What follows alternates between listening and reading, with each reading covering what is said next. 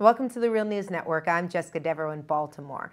Russia has been in the news quite a bit this week, with news of Russian convoys being sent to eastern Ukraine to help with the ongoing humanitarian crisis there. This also followed the news of Russia blocking food imports from countries that have imposed sanctions on it, countries like the United States and members of the European Union. Now joining us from Crimea to help us analyze these actions is our guest, Aleksandr Buzgalin. Aleksandr is a professor of political economy at Moscow State University. Thank you for being with us, Aleksandr. Thank you for the invitation. So, Aleksandr, Russia's state-owned media has been touting this import ban as sort of a boon for local industry. They've claimed that the ban will harm European businesses, forcing Europe to rethink the energy and financial sanctions it imposed on Russia last month. What's really behind this news, Aleksandr? So, first of all, this is the very beginning of, let's say, economic war.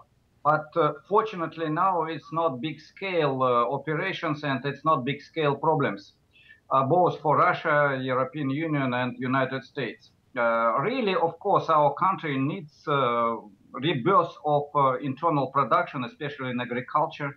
And we are speaking about this necessity during all 20 years of so-called market reforms.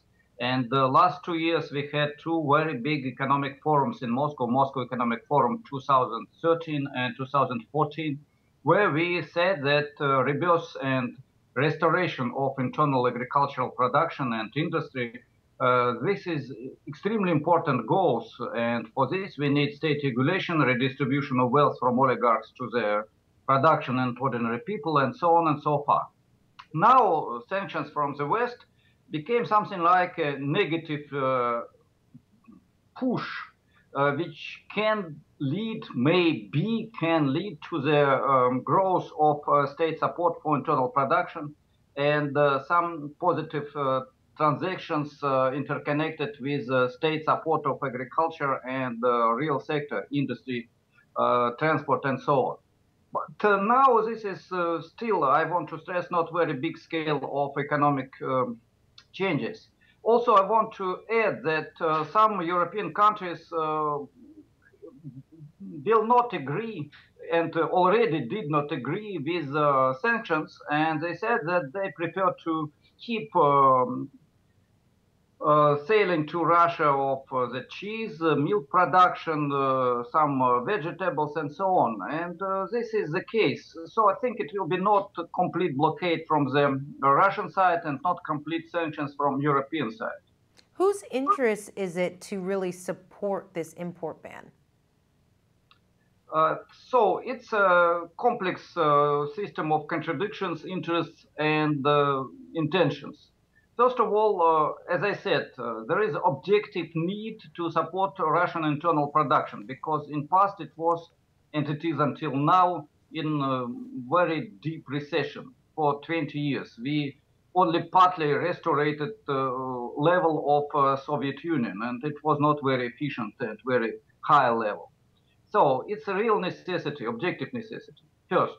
Second, there are some business people and some state officials who are interconnected with real sector and for whom this is a useful opportunity to increase their production because we hope that state will support agriculture, industry, and other forms and spheres of real sector in Russia. Third, it can be useful for Russian producers, workers, engineers, who will have more jobs, who will have better wage, and so on. From another side, it can be problems for consumers, especially those who are oriented on the Western style, deluxe cheese, for example, or something like that. Because, of course, in Russia we can produce potato. In the south of Russia there are a lot of tomatoes and so on and so forth. In any case, I think this is not really very big problem. This is maybe potentially a good opportunity for rebirth of Russian internal production. That's it. All right. What about President Putin, Russian President Vladimir Putin, and him in calling for this? What is his popularity like right now in Russia, and are these moves helping him win public favor? With Putin, situation is again very contradictory, and I will explain this contradiction because I think it's extremely important for all foreign listeners, all foreign people to understand these contradictions. From one side, Putin was and is a real element of our Jurassic Park capitalism. And this is a unity of power, economic, political power, of oligarchs and top bureaucracy. They're together in one block. And it is reality during last 10 years. And now we do not have big changes. But we have changes in the intentions of our big business corporations in gas, oil, other raw material production, and in a big part of bureaucracy. What are these changes? I think, first of all, Russian big corporations, partly transnational corporations, such as gas, oil corporations, and not only, they understood during last years, even before war in Ukraine, that they're like not old brothers, but young brothers of Western transnational corporations. And when Russian oligarchs wanted, for example, to buy shares of big international companies, they were refused. They did not receive opportunity to buy, according to normal market price, shares of Western corporations. Then they have a feeling that they're, let's say, second sort people when they're coming with their money to Britain or to United States or to any other country. And they decided to help themselves to be represented in the international affairs like real subject which has strong force behind them. For this purpose, they need to have strong state with army, with fleet, with aviation, and so on and so forth. It was first intention. Second intention is to develop a military-industrial complex because it's impossible to keep parasites on the raw materials forever. It's necessary to find new and new spheres for these oligarch incomes. And they decided that state budget and military expenses is good case for their enrichment. This is one part of contradictions. And here they are together with bureaucratic ambitions, state ambitions, or if I can say, little empire ambitions, or periphery empire ambitions of Russian bureaucracy and Russian elite. But there is another side of this contradiction, and extremely important one. Russian people were citizens which lost the feeling of their country as a really respectable country. In past, and this memory is still alive, we were citizens of the second superpower, and we lost this, and became part of the country, citizens of the country, which is famous only as country of mafia, poverty, and oligarchs, nothing else. And national respect, self-respect, is important of self-consciousness in any country. And now Russians, all nations, by the way, in Russia, not only Russia, Tatar people, many other nations, they have rebirth of national feelings. Feelings of proud that we are citizens of a strong state. I'm not sure that Russia is really a strong state, but everybody in Russia, not everybody, but majority in Russia, wants to be citizens of strong state, want to be respectable as citizens of the state. And this is important. And this is both positive and negative aspects of patriotism.